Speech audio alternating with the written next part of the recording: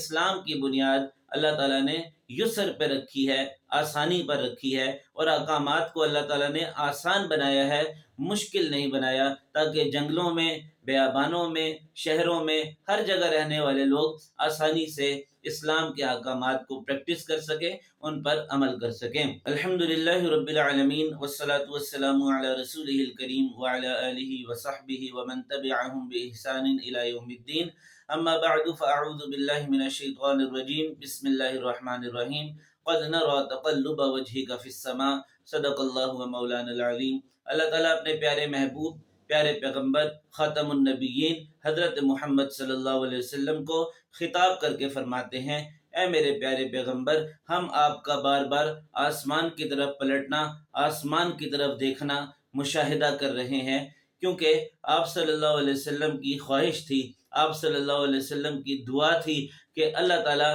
آپ کے قبلے کو بیت المقدس سے ہٹا کر بیت اللہ شریف کی طرف کر دیں۔ چنانچہ اس دعا کے بعد آپ صلی اللہ علیہ وسلم بار بار وحی کے انتظار میں آسمان کی طرف دیکھتے تھے۔ اللہ تعالیٰ فرما رہے ہیں کہ ہم آپ صلی اللہ علیہ وسلم کی یہ خواہش، آپ صلی اللہ علیہ وسلم کا پلٹنا، آپ صلی اللہ علیہ وسلم کا دیکھنا، آپ صلی اللہ علیہ وسلم کا وحی کا انتظار کرنا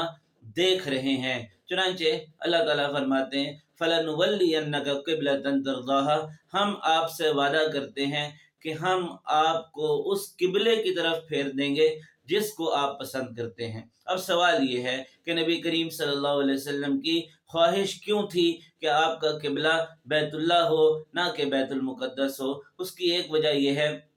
کہ آپ صلی اللہ علیہ وسلم بعثت سے پہلے ملت ابراہیمی پر چلا کرتے تھے۔ فطری طور پر آپ صلی اللہ علیہ وسلم نے ملت ابراہیمی کو قبول کیا تھا، اور حضرت ابراہیم علیہ السلام اور حضرت اسماعیل علیہ السلام کا قبلہ بیت اللہ تھا۔ چنانچہ آپ صلی اللہ علیہ وسلم کی خواہش بھی یہی تھی، اور اللہ تعالیٰ نے بھی یہی فرمایا کہ ہم نے آپ کو ملت ابراہیمی پر قائم فرمایا ہے۔ چنانچہ اس بنا پر آپ صلی اللہ علیہ وسلم چاہتے تھے کہ آپ کا قبلہ بیت اللہ ہونا چاہیے۔ چنانچہ اللہ تعالیٰ نے اپنا وعدہ پورا فرمایا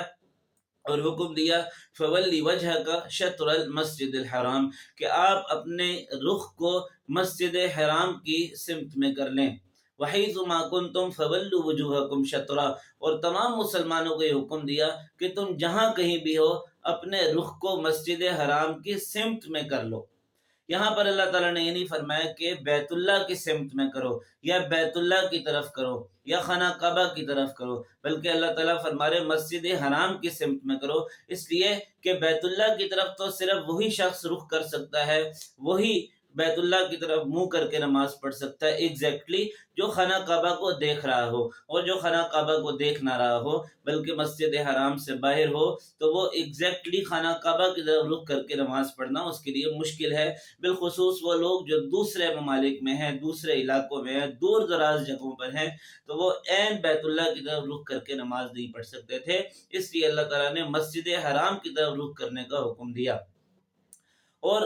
یہ نہیں فرمایا الی المسجد الحرام بلکہ شطر المسجد الحرام۔ شطر کے دو معنی، ایک معنی ہے نصف ہونا، جیسے چنانچہ حدیث شریف میں آتا ہے نا طہور شطر الایمان، کہ پاکیزگی نصف ایمان ہے، اور ایک اس کا معنی سمت کے ہے کہ مسجد حرام کی طرف آپ رخ کر کے نماز پڑھ لیں۔ تو اس کا بھی مطلب یہی ہے کہ عین مسجد حرام کی طرف بھی رخ کرنا ضروری نہیں، بلکہ اس سمت میں اگر رخ کر لیا جائے تو پھر بھی نماز ہو جاتی ہے۔ اس لیے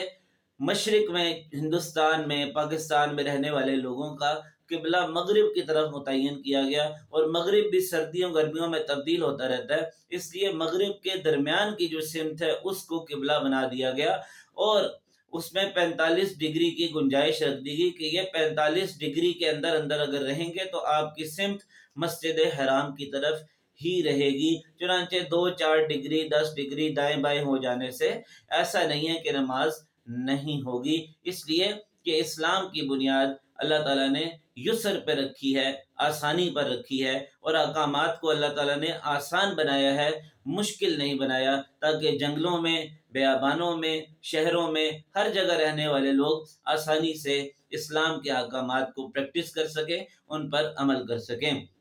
وَإِنَّ الَّذِينَ أُوتُوا الْكِتَابَ لَيَعْلَمُونَ أَنَّهُ الْحَقُّ مِنْ رَبِّهِمْ، اور یہ یہودی، یہ عیسائی، یہ اہل کتاب جن کو راضی کرنے کی آپ کوشش کر رہے ہیں، جن کو اسلام کے اندر لانے کی آپ کوشش کر رہے ہیں، ان کو بھی اپنی آسمانی کتابوں کی بدولت یہ معلوم ہے کہ آپ کا قبلہ بیت اللہ شریف ہی ہوگا، لیکن اس کے باوجود وہ